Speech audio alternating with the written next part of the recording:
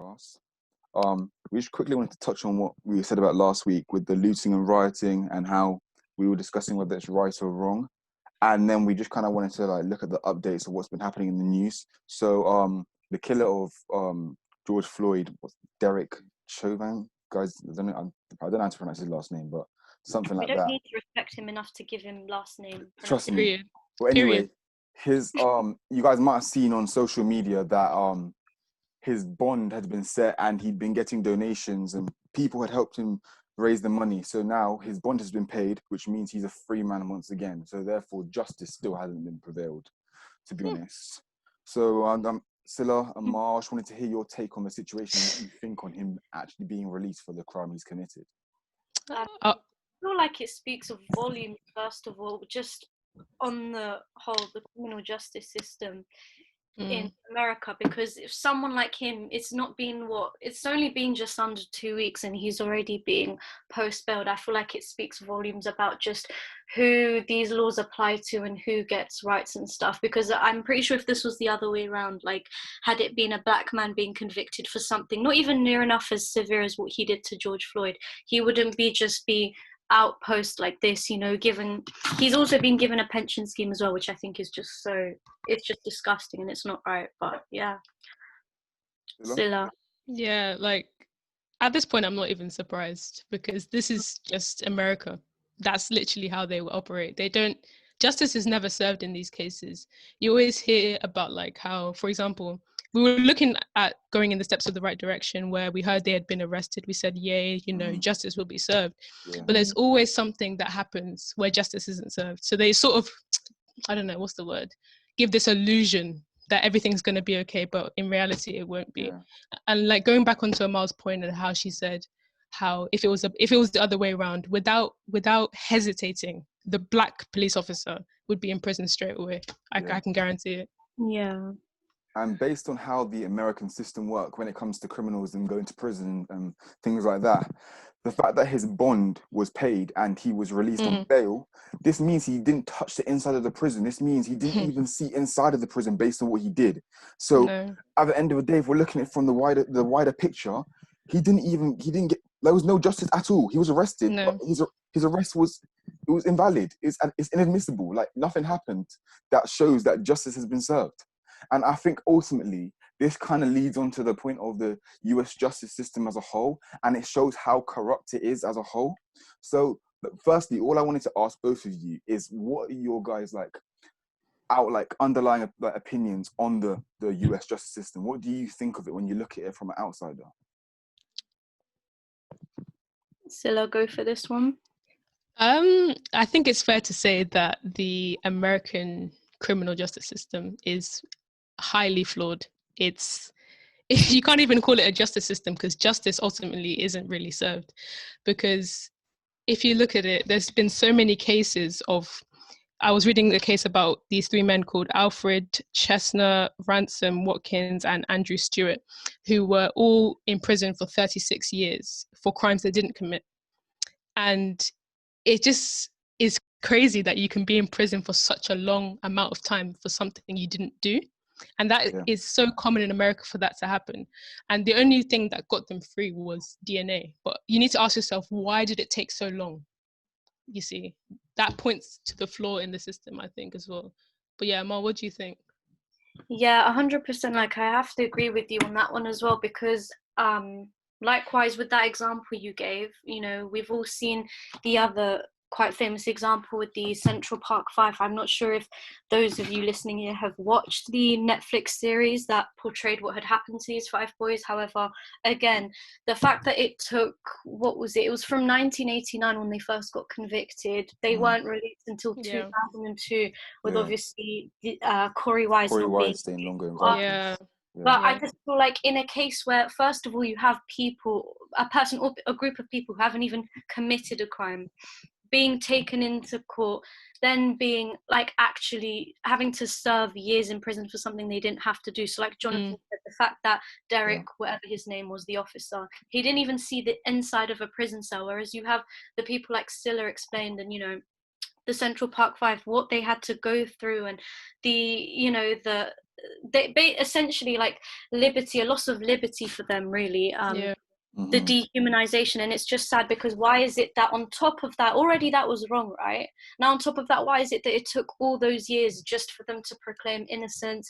Oh, here's a bunch of DNA that's proven their innocence, when you have people who've outright committed something horrendous. There's video evidence, everything, but yet we're still like, he can post bail, just leave him, or give him a pension scheme. So the question bottles down really to why is that? And then when you look at who's involved with that, it is the criminal justice system, and who's involved, the government, the police, and everything that protects them and their rights. And that's a major flaw on their behalf. 100%. Yeah. So Amal, you brought up the Central Park Five from When They See Us, and obviously all those boys have an ethnicity of Black or Hispanic or one of the ethnic minority groups. So if you look at that, and in that situation, they were all minors, so under 16 or 16 as Corey Wise was. But in the American criminal system, if you're 16, you're seen as an adult, so you face an adult sentence. So if we just compare this to George Floyd's killer, the Derek, whatever his name was, if we just look at it from that perspective, this is a grown man, a white man who's committed cold-blooded murder. He hasn't seen the inside of a prison. He got bail. If you look at the obviously this was in two separate times. Obviously, When They See Us was set in the 1980s, when the Central Park Five were about. But if you compare the two situations, these are 5 boys who are under the age of 16, and Corey Wise wasn't even a part of this. They were sent to the precinct or the police station, and in that situation, they weren't given a choice of bail. They weren't given their human rights. But in the situation of the police officer who killed George Floyd, he was given everything and above. He didn't even need to have a speedy trial. He didn't need to have any form of lawyer present, because charges weren't pressed unless they were forced. So in this entire Black Lives Matter kind of like protest which is going on, and people wanting Black people to have their voices heard, if you look at it from this perspective, do you think there's some form of corruption going on with the ages and sentences given to Black people compared to white people? Because let me just reiterate, Derek is probably in his 40s and he's white, and he didn't really get a sentence. His sentence was how many years was his sentence? I'm not quite sure the details, but they wanted to give him life, I believe, around a minimum of 40 years, if I'm correct. And these Central Park boys, these were minors. These were 14, 15-year-old boys. And these boys didn't even have a bond. They didn't have any bail. They didn't have a choice of that. And then after that, for Corey Wise, for example, Corey Wise was admitted to Rikers, which is probably one of the worst prisons you could ever get admitted to. He's a 16-year-old boy, getting admitted into an adult prison. And I mean, I don't know, like, what do you guys think about the corruption with how people are like admitted into prison and how sentences are decided and all of that? What do you guys think about that? Like, if you look at it from a historical point of view, the American police system is built upon the principles of slavery and classism. So essentially, it's not designed to be in favor of Black people at all. Yeah. When you look at the cases of, as you said, the what's it called? It's gone out my head now. But if you look at the case that you described, it's when you think about it, the whole case is crazy. They, as you said, they were minors. They hadn't done anything that had implicated them for the crime. Exactly. But I think it ultimately boiled down to the color of their skin. And I think the system was designed to in the fact that even when they get out, their whole life is pretty much ruined. Yeah. They're seen as a felon. They're seen as a felon. They'll always have that label as a criminal. And even if you think about their mental health as well, it's completely, we don't even know, because the whole situation is just horrible. The police in themselves, they're not even trained to give any form of like help or understand the whole mental health awareness anyway, in that sense. But I feel like what you need to remember is that when we're talking about this, they weren't even at the end of the day guilty of anything really. They were obviously coerced and stuff, but it's the fact that point blank, like they actually didn't do anything. So it's like you can say that it's been revised and sort of what's the word I'm looking for? As Scylla, you said, that it's been set to sort of not favor black people and stuff. I feel like on top of that as well, like, but then where do you question to whether or not you're black, you're white, or whatever? Like, did you actually even commit anything? Obviously, in their case, they didn't. They were completely 100% innocent. But with obviously George Floyd's killer, he clearly wasn't innocent. But it's the case that the system has made it so that because if you think about it, where was this $1 million that was needed for his bond? Where did that come from? Where was that same money needed to be able to just help these boys, the innocent boys, and make sure that dozens of years worth of their lives and their childhoods weren't robbed from them? Like, where was that same money for their cases when they were innocent?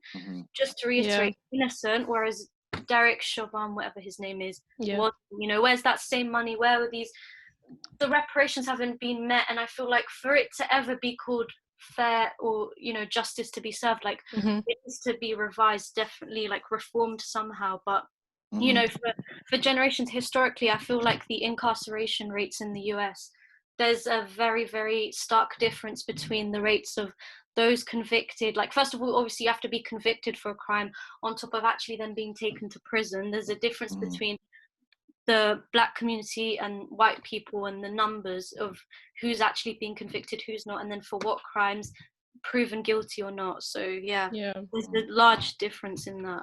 You guys may have seen the documentary on Netflix, 13th, I think it's called.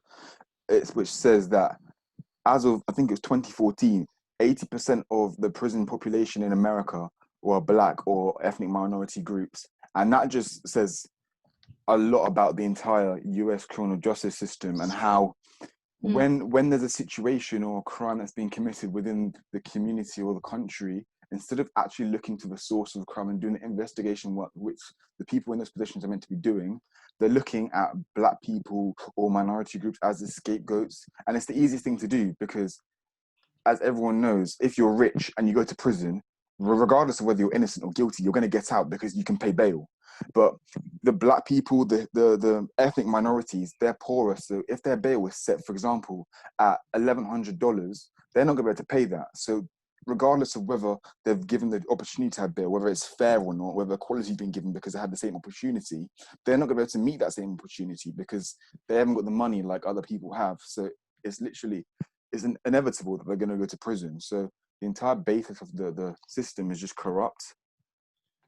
So, I mean, going on from that point, and I was talking about the age as well. I wanted you guys to comment on the age and what you think. Like, how can a 16-year-old black boy or maybe a 15-year-old black boy get the same sentence as a 45-year-old white man? Like, what do you think? What do you think about that? Like, it's not just color in this sense too, because they're looking at a child compared to a man. Like, what do you think about that?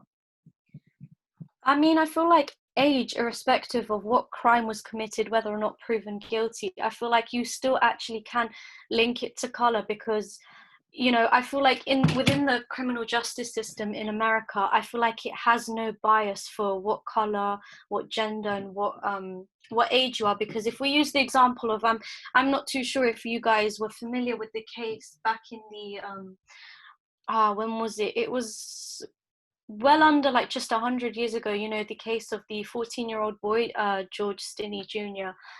He was wrongfully convicted for, I think, the murder and the rape of 2 white girls. Obviously, he was completely innocent, and the same cliche case of it wasn't until years later that DNA came out to confirm his innocence. But if we look at that, he was 14 and was given the electric chair sentence, and obviously he died. And I think when you look at that, it's like, well, how can you measure up against someone like a man who's been convicted of the same thing? Like, there's no justice there either. Like, age, obviously, like, how can you account a 14-year-old boy who, like, what does he even know about life enough to even, do you know what I'm saying, commit such a crime? You can't hold I feel like it's unfair, obviously, to hold someone of that age accountable of such a heinous crime compared to someone who we're talking about in his 40s, in his 30s, whatever.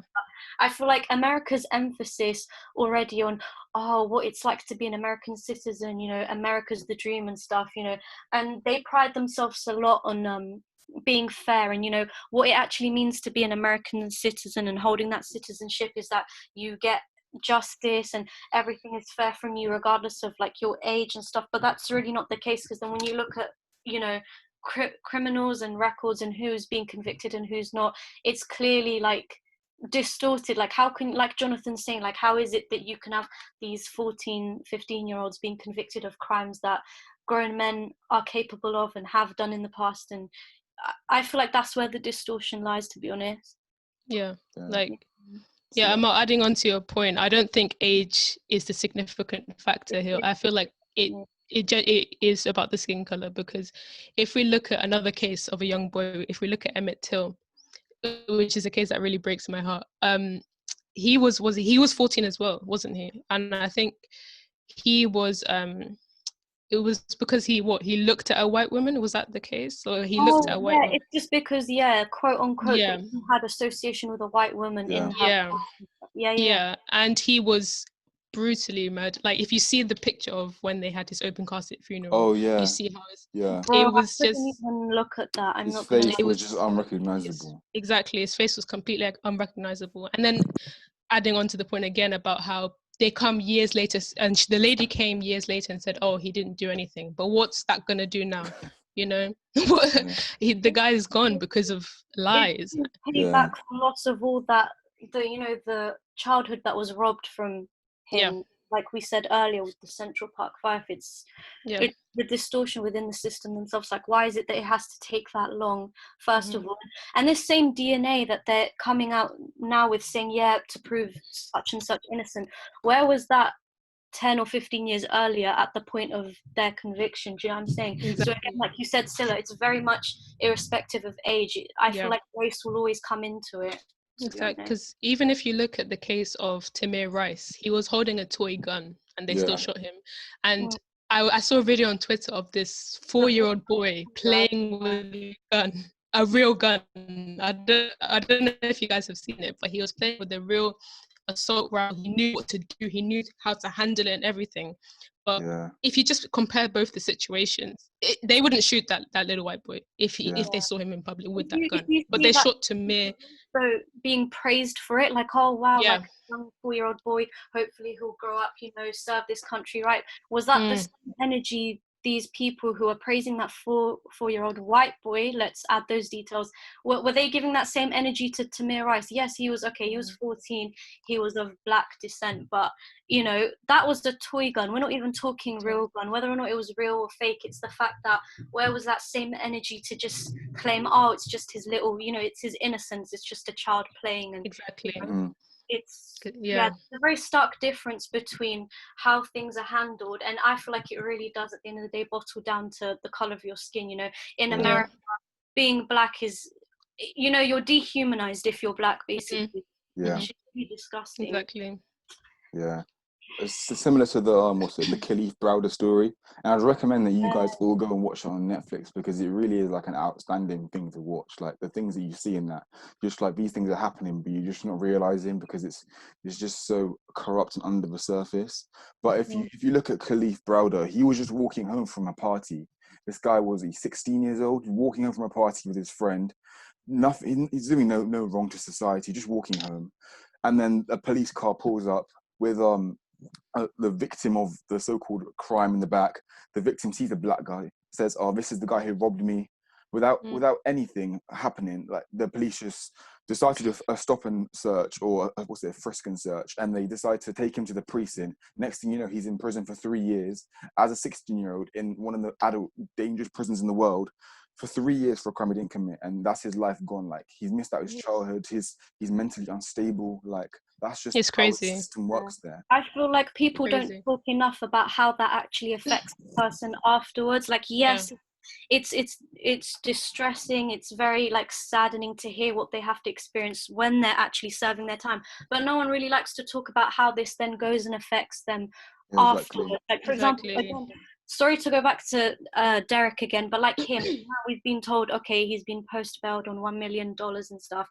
Because like Jonathan said earlier when we started, he didn't actually even face any time or like get to see inside a cell room.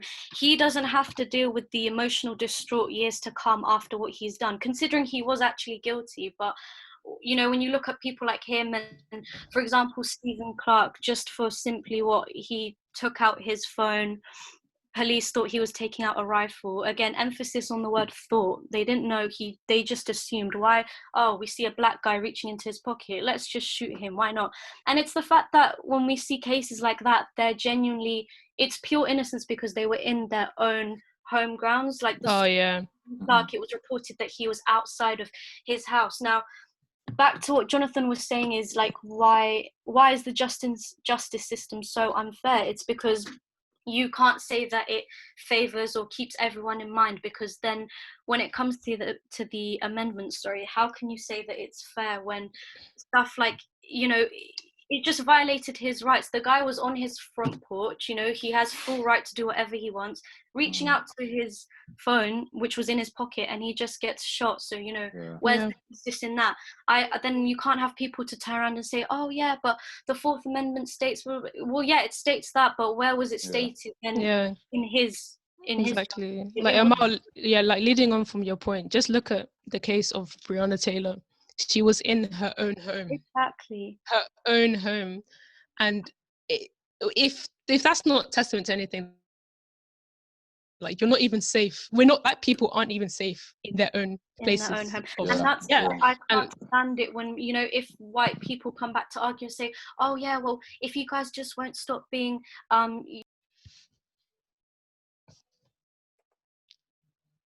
I want you to tell me, how was Breonna Taylor a threat to society in her own home sleeping? Yeah. I guess what we really need to come back to and like evaluate is, last week we were talking about the riots and the looting. This week we've kind of been talking about the US criminal justice system, and obviously the rioting and the looting that has been happening and that we've been talking about last week. This all links to the cases we've been talking about today and all the like injustice we've been seeing, because these people haven't seen justice, and this is why the riots are occurring. And I guess like what the question that we want to be asking for like Black Lives Matter is, at the moment, as of yet, we haven't seen change, because the Derek guy who killed George Floyd, he's been released now. So what further needs to be done in order for justice to be served? I feel like it's not really a case of what we should do. I feel like, if anything, we should just carry on what we have been doing. So, you know, the protests, the riots, the looting, because what good comes from not continuing, if that makes sense? Do you know what I'm saying? I feel like everyone's very passionate and it's nice to see it trending everywhere, but that only lasts for what, a mere, what, two weeks, whatever. But it's the fact that we need to, like, if we really do want to see change, it's a thing we have to incorporate into our lifestyles, a daily thing. It's not just a quick social media trend we can all jump on, get the recognition, have people feel like they're taking part in activism so they can brush it off their shoulders. No, it needs to be something that has to be continued, you know, apply pressure, like Malcolm X says, and like we mentioned last week, by any means necessary. And, you know, completely that, like, I don't think there should be a stop to the protest. Yes, okay, he may have been released on his bail, but if we stop the protest or just keep quiet now and be like, okay, you guys won, we're at fault then. Do you know what I'm saying? Yeah. So it has to be continued regardless, to be honest. Like, we just need to keep the momentum, because I feel like, obviously, yes, it's going to be hard, because it's exhausting having to fight for your basic right in society. But the only way forward is to keep that momentum, keep applying pressure, because they would have to give in at some point. They have to, because it's the voice of the people. And yes, we haven't been heard for a while, but I feel like in this period, change will happen. Like, change will be apparent. And I agree. Anyway, guys, that's coming to the end of our podcast. So thank you for listening. But for the next 3 weeks, we're going to be doing a more in-depth kind of discussion about the US criminal justice system as a whole. So we'll be looking at, for example, structure maybe, and looking at the different reasons and how the US criminal justice system's come to be how it is at the moment. So we'll try and do that into 3 parts. Obviously, if anyone's got anything they want to know in particular about this topic, feel free to just message the Instagram or if you know any of us personally, then feel free to message us and let us know what you think. But anyway, thank you guys for listening to this podcast. We hope to educate you, and that you enjoyed listening today, and we hope that you stay blessed and have a good day. Thank you, guys. Guys, peace. Bye.